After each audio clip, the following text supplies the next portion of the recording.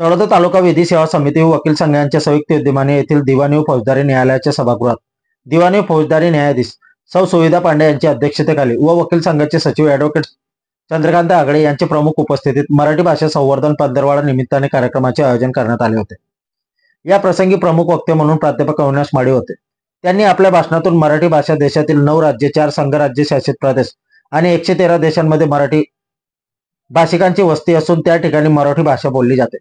जवळपास 1500 वर्षाचा इतिहास जपणारी ही भाषा असून इसवी सन 500 ते 700 वर्षांपासून पूर्व वैदिक, संस्कृत, पाली, प्राकृत, अपभ्रंश या टप्प्यातून उत्क्रांत होत मराठी भाषेतील पहिली वाक्य कर्नाटक राज्यातील श्रावणबेळगोळ येथील शिलालेखावर श्री चामुंडेराय करविले हे वाक्य सापडले असून हे शके 905 मधील असल्याचे सांगितले। मराठी भाषा स्थलानुसार बदलत जाऊन त्यातून प्रांतिक मराठी भाषेचे पोट प्रकार पडत गेले। कवी, शायर, साहित्यिकांनी मराठी भाषेला समृद्ध केले असले तरी मराठी भाषेची जननी संस्कृत आहे। मराठीच्या 42 बोलींमध्ये फरक असतात। मराठी लिहिण्याची देवनागरी ही अधिकृत वापरली जाणारी लिपी असून त्यात 47 अक्षरे, 14 स्वर आणि 33 व्यंजने आहेत। दादोबा पांडुरंग तरखडकर यांनी मराठी भाषेचे व्याकरण हे पुस्तक लिहिले, तर मराठीतील पहिले वृत्तपत्रीय संकेतस्थळ लोकमतचे www.lokmat.com हे 1998 मध्ये सुरू झाल्याचे या प्रसंगी त्यांनी सांगितले।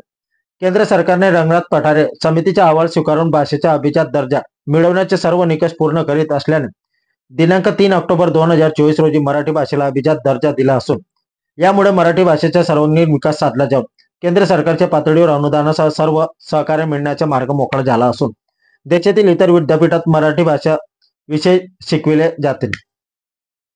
मराठी भाषा संवर्धन आणि विकास करण्याची जबाबदारी आपली संयुक्तिकरित्या सर्वांची असल्याचे प्राध्यापक माळी यांनी शेवटी सांगितले। कार्यक्रमाचे सूत्रसंचालन व आभार प्रदर्शन ॲडव्होकेट राहुल मगरे यांनी केले।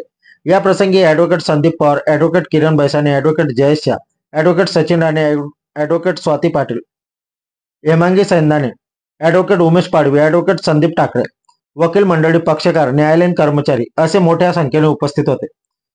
कार्यक्रम यशस्वी करण्याकरिता न्यायालयाचे सहाय्यक अधीक्षक सतीश खैरनार, श्रीमती SM रेवा, कनिष्ठ लिपिक गणेश धनगर आदी कर्मचाऱ्यांनी सहकार्य घेतले। यासाठी सतत आपण सुद्धा प्रयत्न केले पाहिजे। वेगवेगळ्या राजकीय स्तरावर किंवा संघटनाच्या माध्यमातून मराठी भाषा जास्तीत जास्त तिचा दर्जा निर्माण करण्यासाठी जसे काही दुकानांचे फलक किंवा न्यायालयीन कामकाजामध्ये मराठी भाषेचा निश्चित जास्तीत जास्त वापर करावा असा आग्रह धरला जातो। त्या पद्धतीने खूप पाऊल म्हणून आपण किंवा सर्वजण ते स्वीकारलेले आहे। मराठी भाषा ही जास्तीत जास्त संवर्धन करण्यासाठी सर्व स्तरावर प्रयत्न केले जात आहेत। आपण सुद्धा तसे प्रयत्न करावे।